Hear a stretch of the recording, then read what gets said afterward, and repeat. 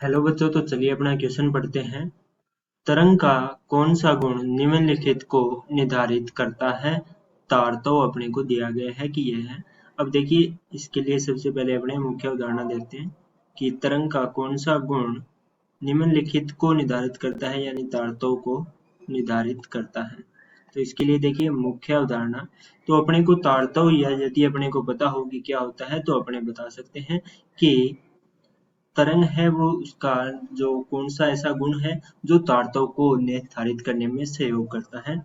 तो देखिए, ध्वनि का वह गुण ध्वनि का वह गुण ध्वनि का वह गुण जो जो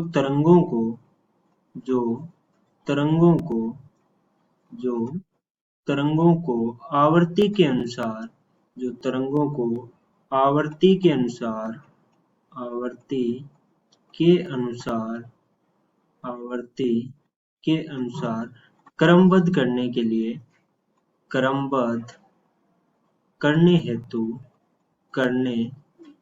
हेतु प्रयोग किया जाता है करने हेतु प्रयोग होता है या किया जाता है प्रयोग होता है क्या कहलाता है?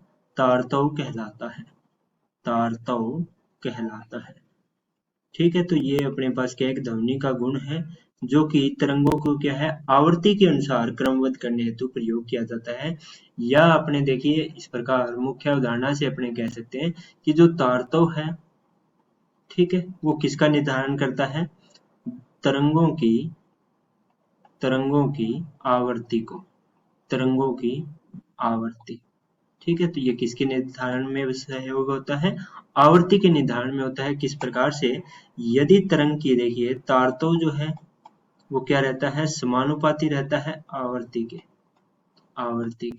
ठीक है, आवृत्ति और जो तारतव है वो क्या है? एक दूसरे के समानुपाती है। यदि किसी तरंग की आवृत्ति अधिक है, ठीक है, तरंग मान लेते हैं तरंग ए है, ठीक है, तरंग ए है, इसकी क्या है आवृत्ति अधिक है, ठीक है, आवृत्ति ज्यादा है तो इसका मतलब अपने कह सकते हैं कि इसका जो तारतव है वो क्या होएगा? ज्यादा होएगा। ठीक है, और तारतव ज्यादा है या आवृत्ति ज्यादा है वो किसमें होती है?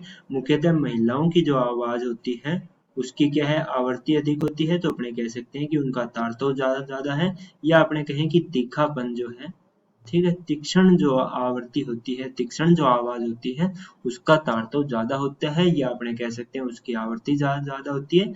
तो इस प्रकार अपने ने देखा कि जो तारतव है वो क्या बताता है? तरंगों की आवृत्ति का निर्धारण करने में सहायता करता है कि उसकी आवृत्ति कम है या ज्यादा है। यदि तारतव ज्यादा है तो अपने क्या कहेंगे?